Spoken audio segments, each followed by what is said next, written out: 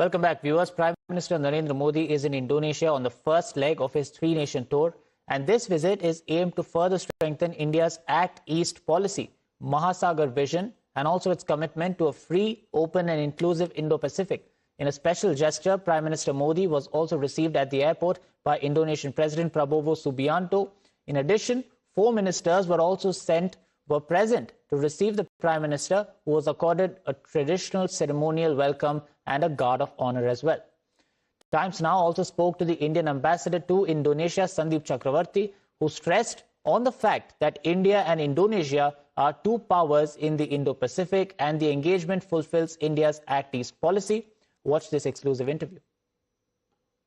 Ambassador Chakraborty, thank you so much for joining in on Times Now. As Prime Minister Modi arrives in Jakarta, remember he's also said that this is a bilateral relationship which is now no more a traditional strategic partnership, but it is one that is now turning into a knowledge partnership. Could you help us understand why he says so?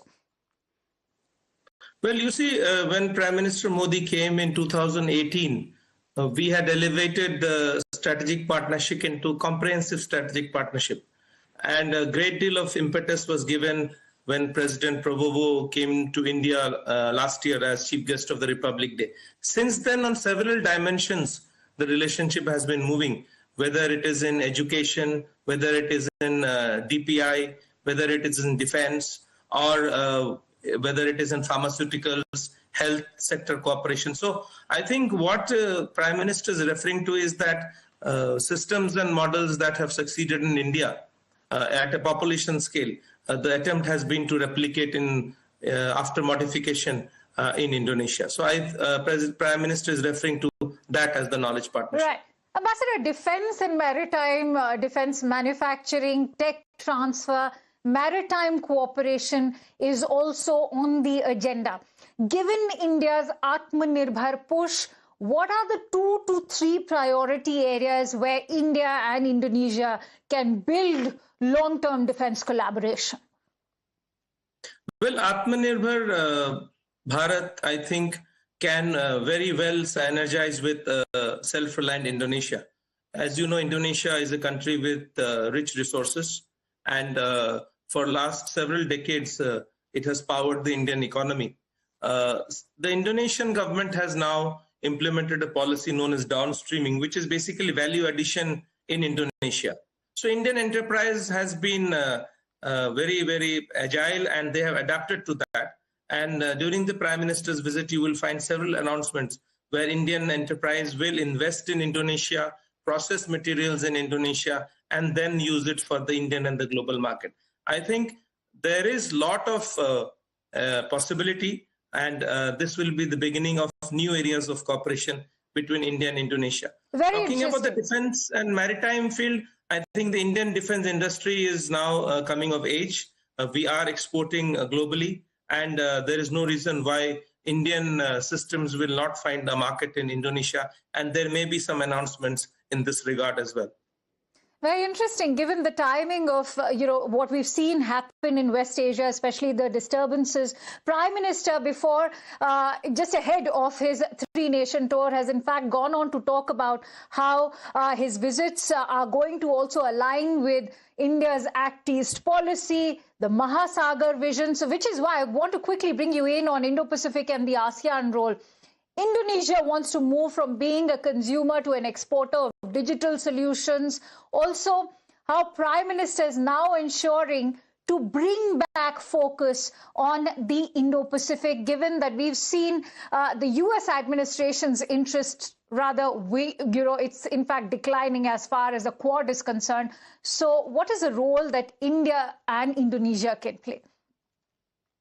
I believe that India and Indonesia are the two major powers in the Indo-Pacific. In fact, Indonesia is truly an Indo-Pacific power. Its territory extends from the Indian Ocean, from the Andaman Sea to the Pacific. So engagement with Indonesia is actually towards fulfillment of India's Act East policy and the Indo-Pacific strategy of India. Similarly, through ASEAN, Indonesia participates in the ASEAN outlook on Indo-Pacific. So I am very convinced that Prime Minister's visit will enlarge our areas of cooperation, whether it is maritime security, whether it is HADR, rescue at sea, marine pollution, illegal and unregulated fishing, and also new areas of cooperation. We have a robust space cooperation with Indonesia. We are now looking at nuclear cooperation. So I believe that it's a very comprehensive relationship.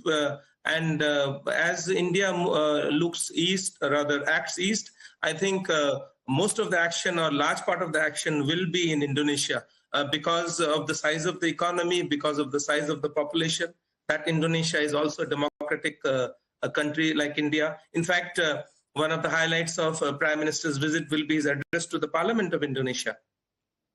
Given India's push under Prime Minister Modi for clean energy, here in India, there's a lot of chatter about nickel diplomacy, given Indonesia is one of the largest traders in nickel and its role, especially when it comes to EVs and batteries. How do you think India and Indonesia can forge partnership in this area? Well, you see, nickel is an important critical mineral which is available abundantly in Indonesia. Several Indian enterprises have ventured into this sector, and you will be happy to know that we are going to sign an MOU for establishment of a nickel processing plant, which will be used to make stainless steel slab. As you know, India is a large manufacturer of stainless steel, and the growth of stainless steel demand in India is growing, but we don't have nickel. So our companies have got together, and there will be an announcement for that as well. In addition, India needs rare earth magnets, and you will find an announcement to this effect also, where India, which has light rare earths, and Indonesia has heavy rare earths, and these two will combine for an enterprising solution to our problems. My last question, Ambassador Chakraborty, you mentioned people-to-people ties, one that are extremely ancient, civilizational in nature when it comes to India and Indonesia, whether it is Mahabharata or Ramayana. Shed light on Prime Minister's visit and his outreach to the diaspora community there. You also mentioned Prime Minister would be making an address in the Parliament. What can we expect on that front? Yes, you're very right. I think Prime Minister has many opportunities, or has agreed to many opportunities to directly deal with the community and the Parliament, and then also travel to Prambanan Temple. I think the Prambanan Temple in many ways symbolizes the close cultural, historical ties with India, and its restoration is a modern, contemporary example of how countries can work together to keep their shared cultural heritage alive. He will, of course, be addressing the small but very vibrant and dynamic Indian community in Indonesia.